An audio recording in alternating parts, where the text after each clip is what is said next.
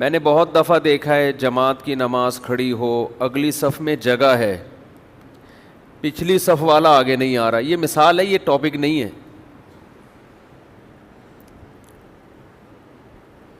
اب دیکھو حدیث میں آتا ہے سب سے بہترین صف اول ہے نماز میں. آپ صلی اللہ علیہ وسلم نے فرمایا جب نماز کی صفیں لگتی ہیں، جو سب سے آگے کھڑے ہوتے ہیں اللہ کے دربار میں قیامت کے دن بھی وہ سب سے آگے ہوں گے. اللہ کہے گا یہ سب سے آگے آگے آیا کرتے تھے، آ جاؤ.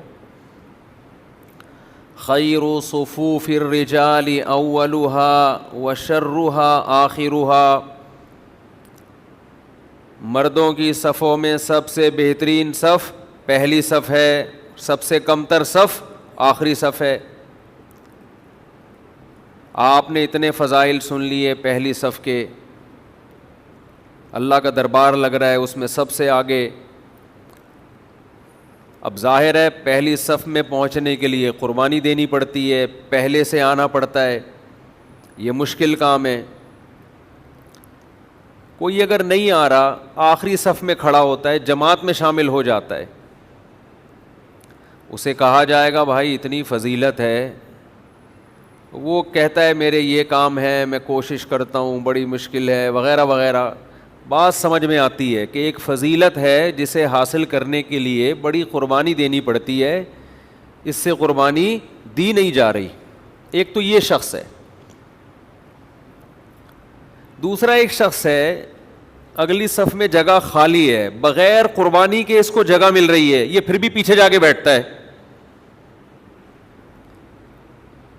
اس کا مطلب یہ پیغمبر صلی اللہ علیہ وسلم کی جتنی تعلیمات اور جتنے فضائل آپ نے سنائے ہیں ان کو ذرہ برابر بھی ویلیو دینے کے لیے تیار نہیں. ایک فری میں ایک چیز مل رہی ہے، فری میں اس کو ایک ثواب مل رہا ہے صف اول کا. دیر سے آیا مگر جگہ ہے، پھر بھی نہیں بیٹھ رہا. ہوتا ہے نا صفیں لگ رہی ہوتی ہیں تو جگہ خالی ہوتی ہے، وہ دوسرے کو کہہ رہے تم جاؤ. بالو شاہی بٹ رہی ہے تو ایسے کرتے ہیں کہ تو کھا لے، لنگر تقسیم ہو رہا ہے تو تو لے لے، ایسا ہوتا ہے. وہاں تو جھپٹتے ہیں نا لوگ، وہاں تو یہ کہ تو نے کیوں لی 2 تھیلیاں، ایک مجھے دے. ایک تو ہے کسی کے اکرام میں کسی کو آگے کر دینا، کسی عالم کے بزرگ کے، وہ ایک الگ چیز ہے. ایک ہے سستی کی وجہ سے آگے نہ بڑھنا، کھڑے ہوئے بت بن کے. اس پہ مجھے بڑا افسوس ہوتا ہے کہ یار یہ تو آپ دیر سے آئے پھر بھی اللہ نے غریبی میں آپ کو آگے جگہ دلوا دی اور آپ 2 قدم آگے چلنے کے لیے تیار نہیں ہو رہے. یہ اس کی علامت ہے کہ آپ نبی صلی اللہ علیہ وسلم کے ان احکامات کو ذرہ برابر بھی ویلیو دینے کے لیے تیار نہیں ہو. دیکھو بعض دفعہ کمپنی اپنی پروڈکٹ کی ایڈورٹائزمنٹ کے لیے کوئی چیز آپ کو دیتی ہے کہ سر آپ یہ ٹرائی کریں، آپ یہ کھا کے ایک دفعہ دیکھیں، ہم فری میں کھلا رہے ہیں آپ کو. آپ کبھی لے لیتے ہو اور کبھی اگنور کر دیتے ہو.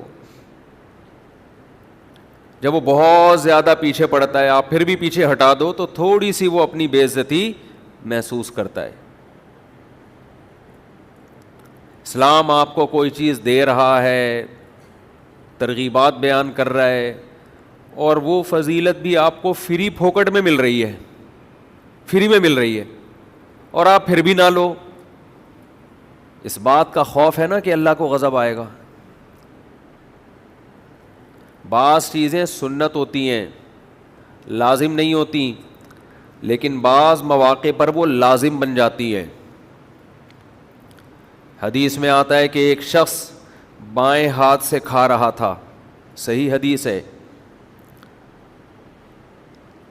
آپ صلی اللہ علیہ وسلم نے فرمایا سیدھے ہاتھ سے کھاؤ.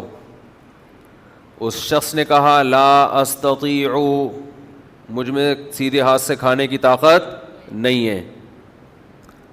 آپ نے فرمایا اس میں طاقت ہے، تکبر کی وجہ سے یہ الٹے ہاتھ سے کھا رہا ہے.